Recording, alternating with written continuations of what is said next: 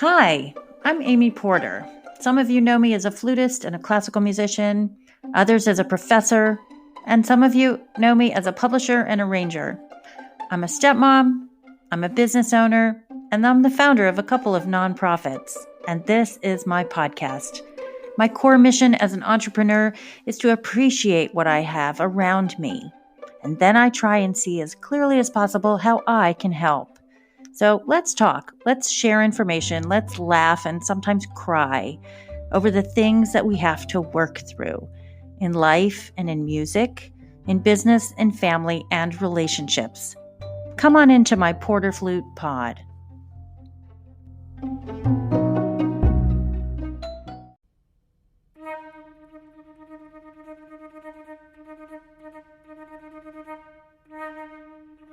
Welcome to Porter Flute Pod, Blue Flutes Undergrad Edition, where everything that we are playing is from one of my students from the University of Michigan School of Music, Theater, and Dance. I'm so proud to feature a submission by Ayana Terauchi. She's spending the summer online with Music Academy of the West. This is the second incantation by Jolivet of his 5 incantations for solo flute. And with Ayana and myself in the pod is Justine Sedke and Alan J. Tomasetti. We have some wonderful students, incoming freshmen. We've just got great guests today. So we're really happy that you're with us to hear the next generation of blue flutes.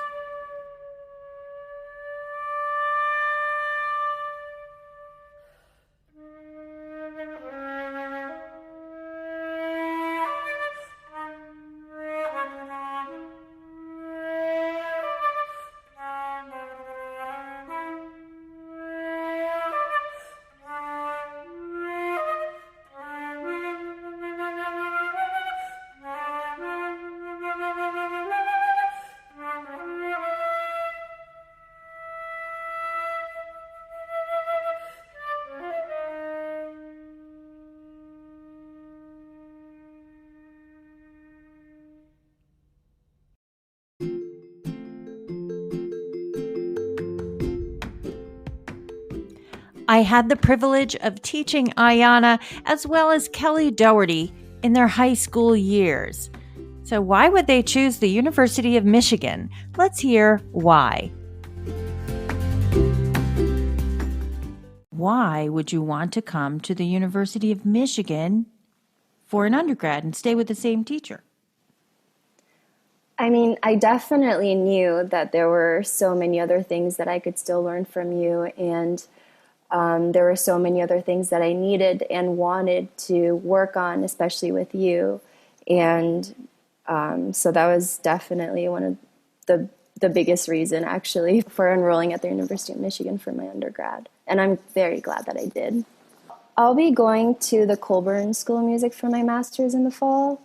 And hopefully I'll be able to do some competitions or keep taking auditions. And I would definitely want to start working on some projects that I have in mind that are kind of side projects, but I've been doing the remote version of Music Academy of the West for a couple weeks now, and they've been focusing a lot on innovation and being able to adjust to this new environment as a classical musician. And so I think I would want to put a little bit more effort into that as well in the future. That's a good question. It's generally thought that, you study with somebody different for college than who you studied with in high school. But for me, I experienced so much growth my senior year of high school from working with Professor Porter that I didn't want to leave. I was like, man, if she can do this much with me in a year, how much can she do with me in 4 more? So that was honestly a big part of my thought process. And just the campus, I fell in love with the University of Michigan. I loved going to take lessons there. I loved being in the building. Just the school atmosphere in general was something that I enjoyed. I had gone to a few studio classes. Everybody would get to know me. Every week they asked me how I was doing. They asked me about my audition status. They asked me where I was auditioning and right before I got in, they were like, so what are the results? Did you get anywhere? Did you get scholarships? How did it go? And And they were all just supportive the entire way through, even though I hadn't even worked with them before. They'd never even heard me play. But they were just so kind and so welcoming, even from the beginning, that I just fell in love with the school.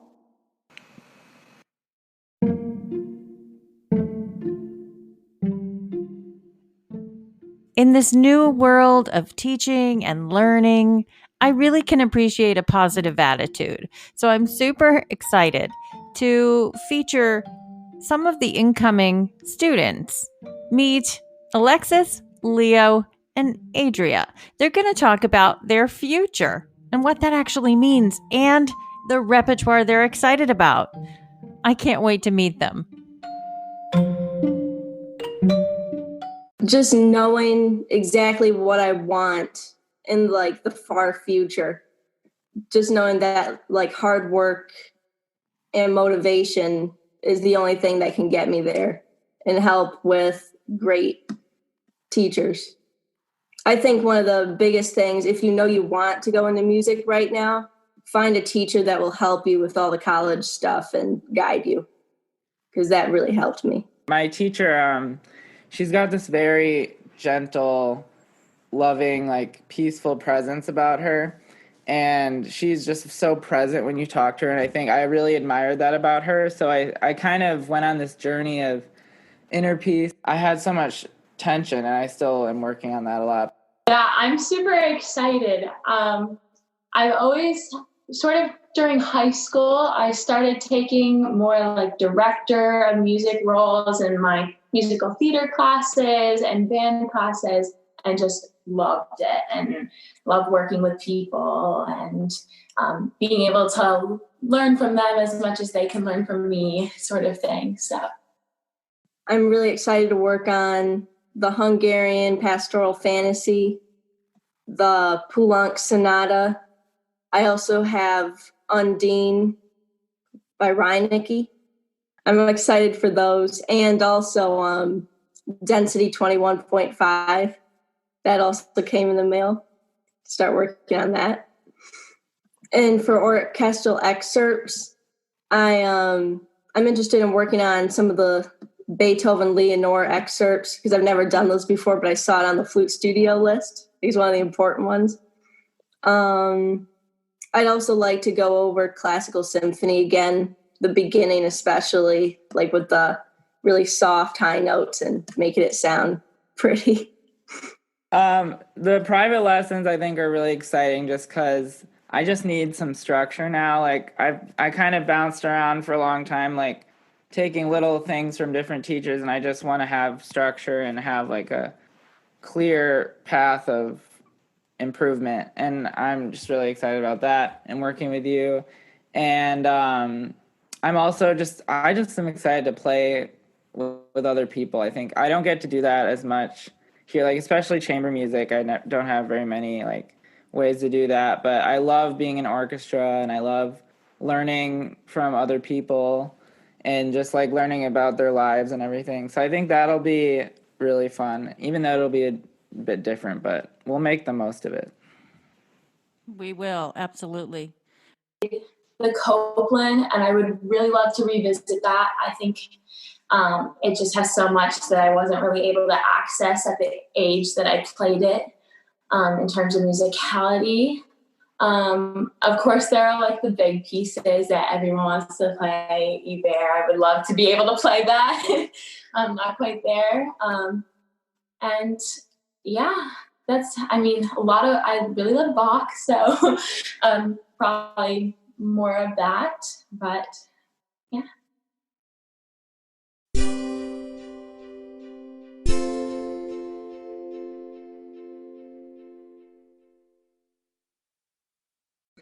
So in middle school, I knew I wanted to do something in music, but I wasn't sure what. I just knew that I loved it. And then in 9th grade, I was between whether I would want to teach music or whether I'd want to perform. And then in 10th grade, I got into all-state high school orchestra as the first chair flute, and I just loved everything about it. So then I knew I wanted to perform. I started music when I was young, probably around first or second grade. I think I started piano like a lot of musicians, I think, start with piano. And I didn't really like it that much, but I still stuck with it because it gave me a good foundation of music theory and just playing music. And then I actually always wanted to play flute, but coming from this small Wisconsin city, my parents thought flute was too quote unquote girly. So I did not play it at first. They were afraid people would bully me. So I played oboe first because my sister played oboe. And then I really liked oboe, but it was just so much pressure on me, like physically it was exhausting for me to play. So I finally got to play flute when my mom surprised me with a flute, and then I just fell in love with it.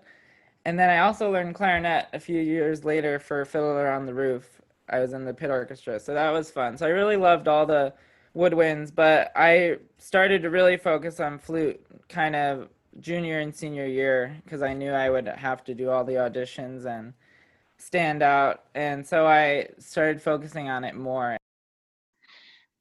So I guess definitely was a singer first. Julie Andrews was kind of like my hero as a child. So a lot of Sound of Music, a lot of Mary Poppins. My mom's sort of a local singer. Dad, no musical background. So, and then I found the flute. I wanted it to be a violin so I could sing, but it wasn't. But then I just kind of fell in love with it and just kept with it. And eventually that was sort of what I chose to pursue. So, yeah.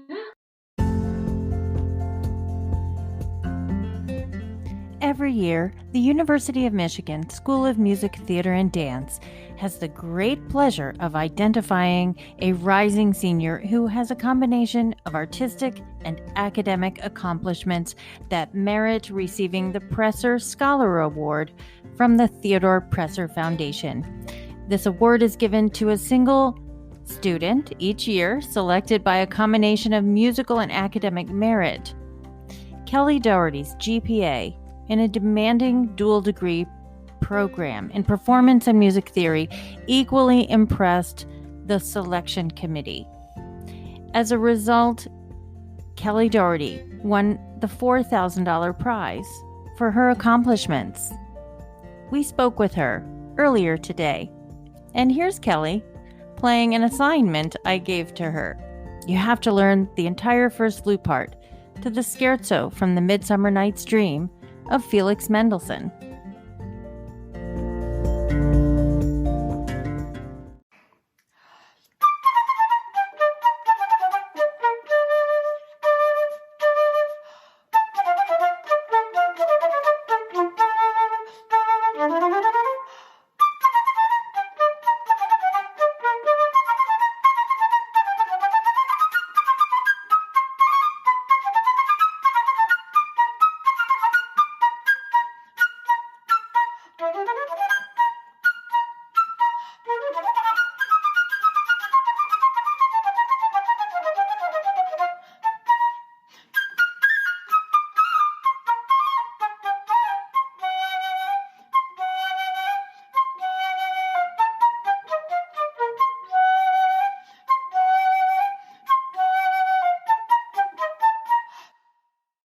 Congratulations, Kelli, on winning the Presser Foundation Prize.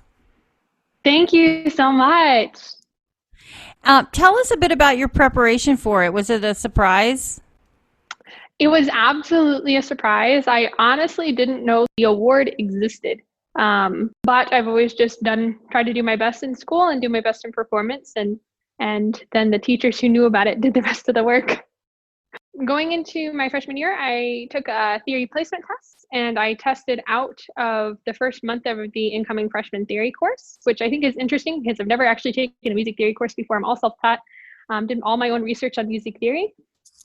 And it's something that just clicked really well with my brain early on, very easily. And then after that first semester of my freshman year, my theory fundamentals professor sent me an email and told me that I had the highest grade in the class, that she recommended me for the advanced course. And she also recommended me to join the theory department as a major. And so I kept that in mind. And the following semester, I started the advanced placement course. Kind of still thought about the music theory degree. And then the following year, I finished my music theory studies in the core a little bit early because of the advanced placement. And I spoke with the department. They were interested in having me apply. So what I did is that next semester that I was there of my sophomore year, I took a class specifically with the head of the undergraduate theory studies to get to know her and see what she was like and to get to know more about what the theory degree was. And it was also my 400 level theory that would be for my performance class. I really enjoyed her and I liked the program, so I decided to apply, and they accepted me with open arms. Of course, I talked to Professor Porter about this multiple times too, like, should I do this? Should I not? What would it be for my career? Would this be more of an academic thing? Would this help with my performance studies? And she was extremely supportive, and she said, if they want you should go for it, because not everybody is good at theory. So I went for it. I've really enjoyed studio class. Probably one of my favorite things of the week, just being able to come together with all the other flute majors and to play for each other. I learned so much from the other flutists, and the environment is actually very supportive. People think that competitive schools would not necessarily be supportive, but thankfully at the University of Michigan, because of Professor Porter, it really is. It's a culture that I've not seen anywhere else. That also, I really enjoy playing with the ensembles, with the orchestras. I love both Professor Kiesler and Professor Slawatsky. They're both fantastic conductors to work with, and I that's definitely a highlight for me. With Inside of Music, I think I grew so much as a musician. One of my big challenges that I had to overcome was, I think, technical skills. I don't think I had fantastic technical skills coming into my freshman year. I had a good tone. And thankfully that's still been developed and it's still being refined. But at the end of the day, really working on my technical skills and articulation, that's been something. But again, because the community is so supportive, I just go and I listen to somebody and I really like what they do. So then I ask them what they do in their warm-ups, and then I try those. And I think just a couple physical things is like, I tend to put my head down way too much. And then again, the community helped me learn how to lift up my head again and to produce better sounds. And I think just as a person in general, I grew a lot. I learned more so how to live on my own. I was homeschooled before, so I had a lot of opportunities to learn how to do things around the home and to take care of a home, but it's definitely different living on your own. I love collaboration. I have a great woodwind quintet. I've been able to play with the early music ensemble and just getting outside gigs. And a lot of times with my friends, I get to go play with them in those gigs. I really love American music. One thing that I'm really looking forward to working on is to doing an all-American music recital at some point.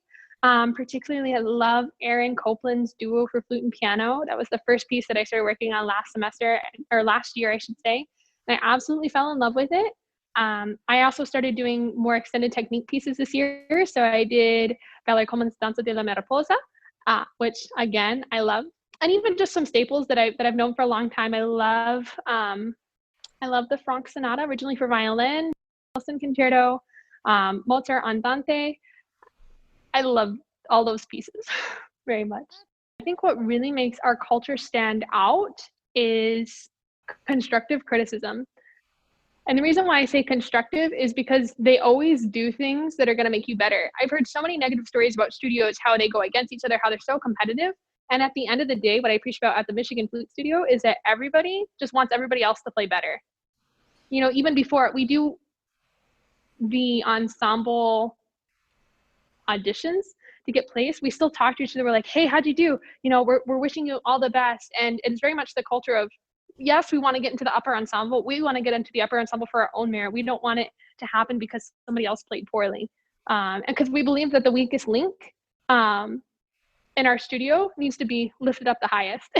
and that if somebody is weak, then it brings down our whole studio. So we want everybody to be able to play at their best. We want everybody to be doing well as a person. And that supportive nature, along with the construction, is very special.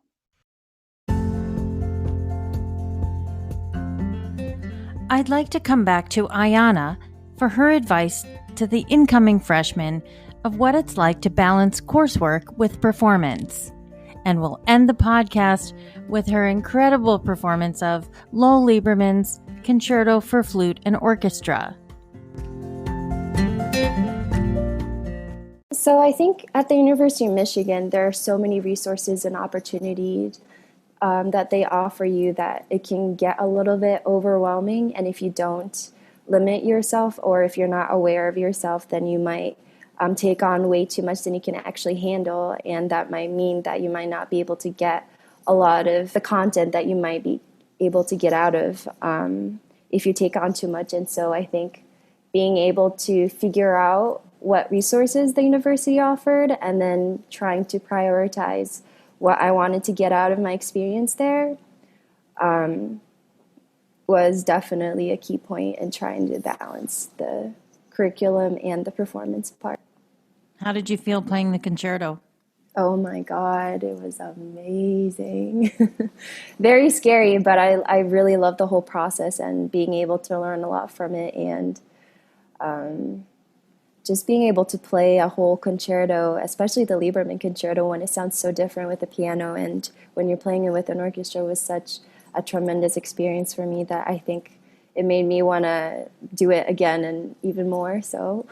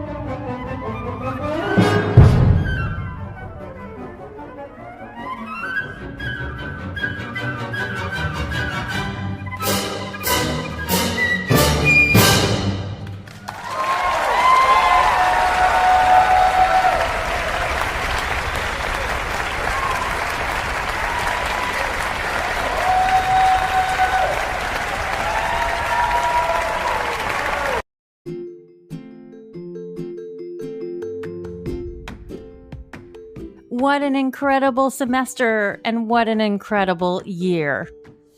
I'm excited for the next semester, which is just around the corner. I appreciate you joining me today.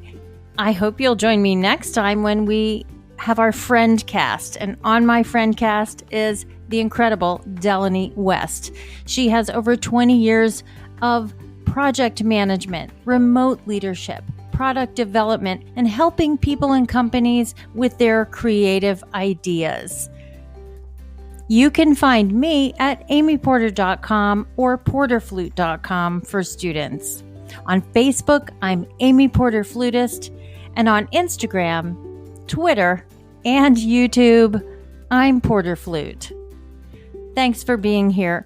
I'm so grateful for you.